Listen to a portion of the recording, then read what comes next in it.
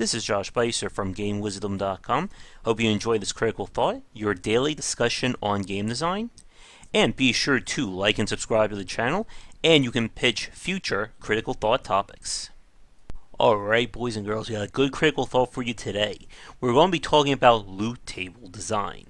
Loot tables are an essential element of any game with randomly or procedurally generated loot. Earlier today, I went through the 20th anniversary bonus quest from Diablo 3. Here's me fighting the Dark Lord. Here's me fighting the Dark Lord while chickens were on the field that almost got me killed in hardcore mode. And here's me with my new pet there, who looks awesome. But Diablo 3, of course, is the recent example of loot table design, but we can look at any ARPG or again any game with randomly or procedurally generated loot. Borderlands, Grim Dawn, Torchlight, Victor Vran, you name it, it's out there. But loot table design is one of those topics we don't hear too much about, but it is an essential part of what makes these games work and how their progression models grow. So the concept of a loot table is essentially an engine or a spreadsheet that governs any and all possible item drops in your game. Not so much an engine, maybe more like an algorithm. So imagine a spreadsheet that goes from left to right. And at the furthest to the left, it goes through quality. So common, rare, magic, legendary, set, ancestral, you name it. So every time you kill an enemy or you open up a chest where there's a loot percent drop, the game within milliseconds will go through what it is that you're going to get. So the first thing it decides is the quality. So let's say you just get a common item, a gray. So it goes here, it comes over to the next one. Now it's going to say what kind of item of that quality will it drop. Could be a sword, a shield, axe, bow, you name it. Again, goes through the algorithm, it'll pick that and then move forward. And for a common item, that's generally it. So we go back over here. Let's say we go down to a magic item, so one tier up. We go over again, picks the item, and now it will start assigning the variables or the adjectives that you see on an item that will define its abilities. So when you pick up an item in Diablo 3 and it says something like, maybe hard to see there, but whenever you pick up an item in Diablo 3 and it says something like sparkling fire axe of life or something like that, each one of those adjectives is the game's way of translating the value of the loot table to something that you understand. So if you see something that says fiery, you know that's going to give you fire damage. If it says slimy, it'll give you slime damage or something along those lines. So let's say we're over here now. We just picked up what variables we want to include. Now within each one of those variables, there will be a min and max range of attributes that go with it. So the fiery attribute, for instance, could, let's say, it has a range of 20 to 30 fire damage. So the game will calculate what number it will choose between 20 and 30, and then it will actually create the item. So when you get that fiery axe, it could have plus 20 fire damage, plus 30, plus 25, anything like that. And as we get further and further down, it will go to rare, set, legendary, stuff like that. The variables will get higher, or the ranges will. So let's say it will either be a case of, if you get the fiery attribute again, if it's on a rare variant, let's say it has a min-max of 40 to 50. Or there may be a new attribute or new adjective for rare and higher. It could be volcanic. And then this will have a range of 60 to 80. Again, I'm just throwing out numbers here, just for the sake of today's talk. And with the loot table as it is, all those decisions and all those creations are happening within milliseconds of you opening up a treasure chest, killing an enemy, solving a quest, etc. And it is essential for any game built on randomly or procedurally generated content to have a loot table set up. Now, depending upon the game in question or the extent the developers are willing to go, there most often will be multiple loot tables. Going back to this screenshot from Diablo 3, this item, it may be a little bit hard to see due to how it's being shown there, but it shows a required level of 14. What that tells me is that this is an item that was designated for the level 14 loot table. Now, in Diablo 3, what they did is instead of having just one universal loot table, you get different loot tables depending upon what your level is. So when you play the game, you'll see loot levels of like 1, 6, I think 10, 14, 15, 20, and so on. The reason they do this is to basically give a controlled sense of progression. And it's very important in terms of loot table design that even though you are creating these items, there has to be a set of constraints for the system to manage. You don't want to essentially say that the game can spawn anything and everything at any time, no matter what your level is. Yes, it's exciting if you get that level 60 item 10 minutes into the game, but then the progression curve is completely broken. Or you could go 20, 30 hours and not find anything of use. And we can talk about other examples of like loot overload in a sense, when the game just throws so much loot at you that it just becomes impossible to process.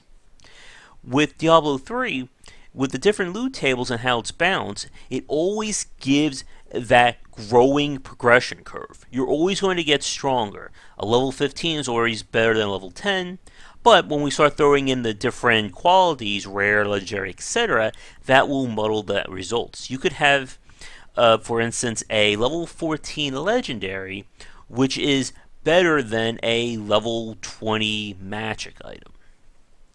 And one of the key things to keep in mind with Diablo 3 is this is the reason why there's a huge jump in loot quality from level 60 to level 61.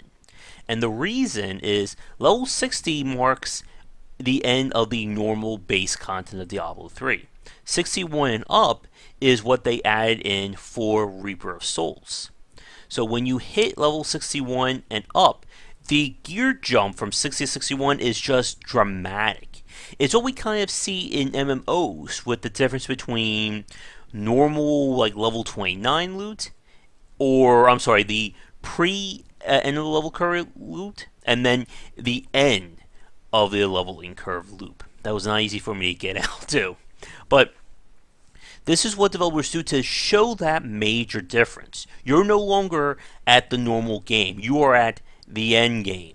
The real game starts here, kind of thing.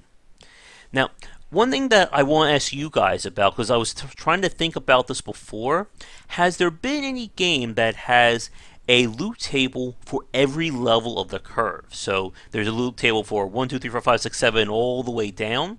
Or are there not any examples and they usually skip a few levels? Now, again, with this kind of discussion, we could go a very long time, but to start to wrap things up, or at least try to explain a little bit more about this, loot table design, again, is an essential part, and you need to understand how your loot table is going to work in terms of providing progression. This requires understanding the ranges that you're going to use, what modifiers you're going to build into your game, and how those modifiers are going to, I guess, coexist with each other.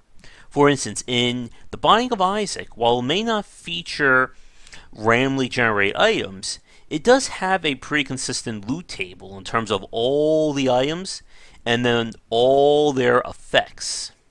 So this is how, like if you look at The Binding of Isaac, for instance, when you start mixing and matching various items and you get those insane tier combinations, that's kind of similar to what we see with some of the more out there loot tables of action RPGs. When you have a burning, freezing, lightning sword of defying, killing of all creatures in the universe kind of item. Now, going back to what I said a few minutes ago regarding having that controlled progression, this is a very important point because for every choice or every decision that's on your loot table, again, going from left to right like this, each one of those is going to affect the chance of the player getting good loot.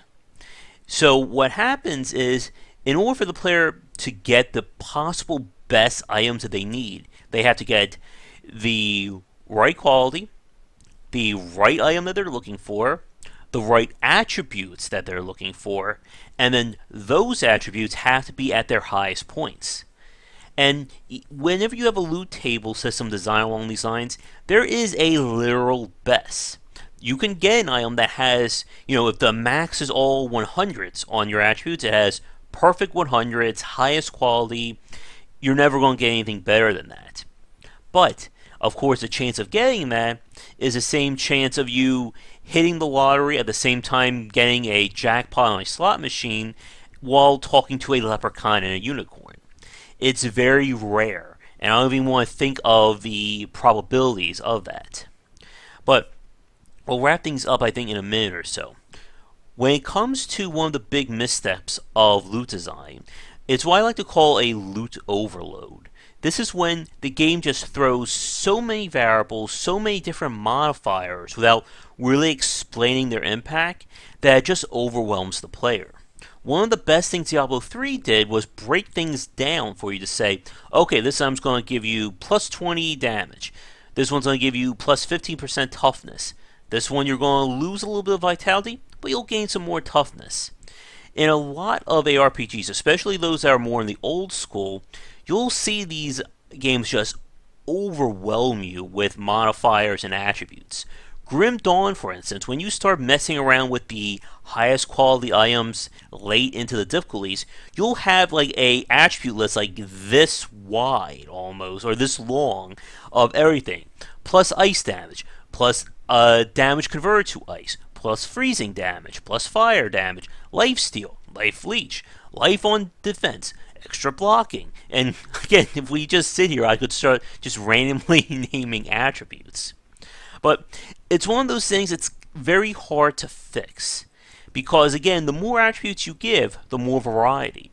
But if the game doesn't properly explain to the player what this all means, it can just make them all the more confused.